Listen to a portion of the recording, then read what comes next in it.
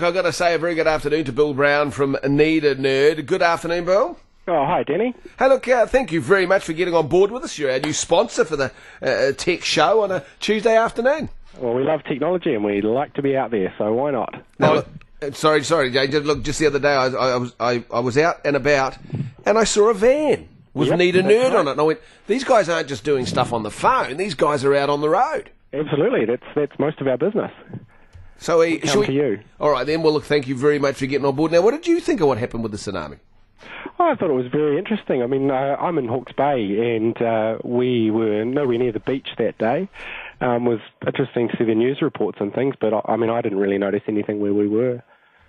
Yeah, well, you didn't go down to the picnic. You went high ground. Very smart, man. Oh, absolutely. Stood right back. Okay, look, now that you're with us, Mr. Nerd from 0800 Need a Nerd, there's a few things that Jason and I want to run by you. Yeah, look, Bill, tell us about Need a Nerd. Obviously, you guys can do stuff on the phone. You can go out and about. But what are the top 5 kind of jobs or queries that you get from punters? Yeah, well, we obviously get a lot of inquiries from our customers ringing us on the 0800 number. Probably the top 5, we get a lot of calls from people whose computers are running slowly or their computer is not turning on, not doing what it's supposed to in that arena. We get a lot of calls from people who have been infected by viruses or by spyware. You know, they've got horrible pop-ups bugging them on their screen. We get calls from clients looking at backups, needing to run a backup system, worried about losing their photos, their music, their videos. And we also sell new computers, and we get a lot of calls from clients wanting to buy something new, to have something custom built for them, or get into a laptop, things like that. That's an interesting service because, a lot of us, Jason, he's a whiz, he knows everything, but me, a lot of us, guys like me, the Dans of this world, we know a bit, but we don't know enough when it comes to purchasing one. That's right, and it can be very difficult, so we're here as an expert advice and support for people looking at a new computer, and we're quite happy to support the retailers like Dick Smith Electronics, and if they've got a good deal, we're happy to refer into them as well. Totally, and it's nice having someone who's impartial, out of the equation, so to speak, and you can talk the basic language. Look, Bill, tell us, if your computer is running slowly, what are the kind of things that I should be looking at if I wanted to sort that out? Is the power on? Yeah. Sorry. Absolutely. Well, there's probably a couple of key ones. One of the major reasons why computers slow down is that people use them, and over time, people fill them up with software, games, little applications, lots of files, things that sit there in the background and just clog things up. And so your computer, based on that, can start to run slower and slower for you. And so a service like us, we can come out and clean it up and get it running sweet as a nut for you again.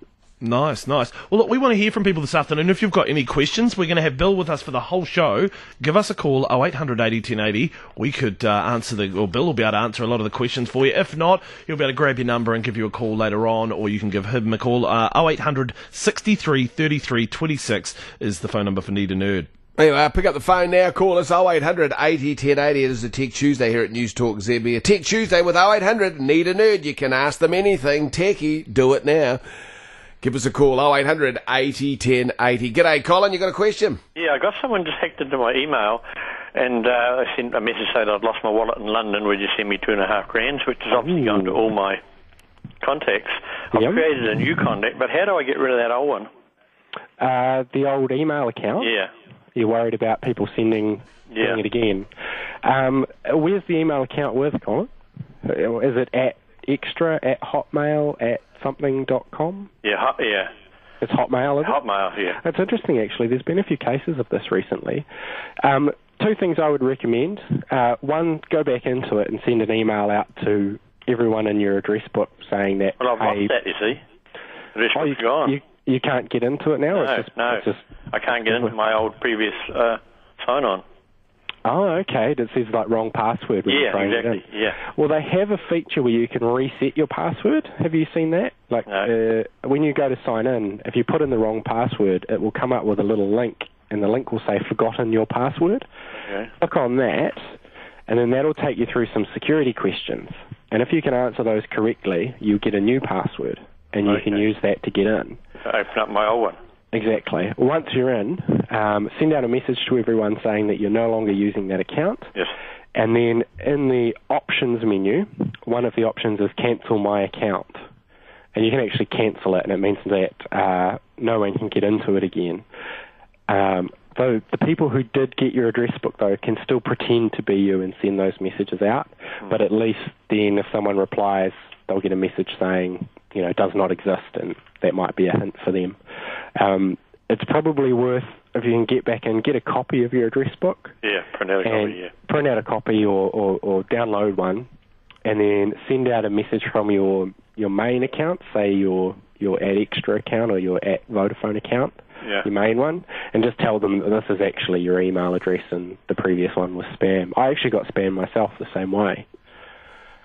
Yeah. All the best, Colin. Actually, you just reminded me. I mean, I got some emails from what I thought were friends as well. So maybe they lost their address book in the same way. And look, it is a danger as well, as we've discussed before. Using one of these online email accounts for doing things other than like basic email stuff is a big danger. You're better to be with an ISP, because then you can pick up the phone and say, change my password, change my email address, and they can sort it for you. If you're with the Gmails, the Hotmails, the Windows Live or whatever it is, it can become a pain to change it all. Yeah, absolutely right. You don't want to be running a business off of one.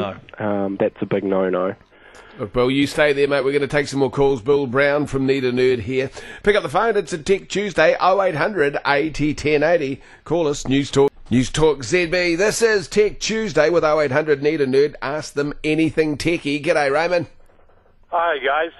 Hey, Bill, I just bought a new Samsung LCD, and I'm trying to hook my laptop to be able to use that as my screen rather than my laptop. Yeah, sure. Now, what happened was my laptop can detect it, but every time I hook the cable up from the TV to the laptop, the TV can't detect it. I don't because it's sort of mounted onto the wall now. I don't really want to take it off and then put it, and take it back to Dick Smith and say, hey, there's something wrong with it. Do you have any idea? Yeah, sure. Well, there's a couple of things that it could be. I mean, one thing is when you plug it in, do you push any special keys on your laptop to make it display on the TV? No. Or do you just plug it in and wait for it to go, sort of thing? No, I plug it in, and then on the desktop, I normally right-click and go to the properties and try to work it out. Because I can use another screen, like I use a smaller screen that normally works, but then when it's hooked up to the TV, it doesn't work. Yeah, but the computer's detecting it. It's seeing that you've got a second screen, is that right? Yeah, that's right. Yeah, okay.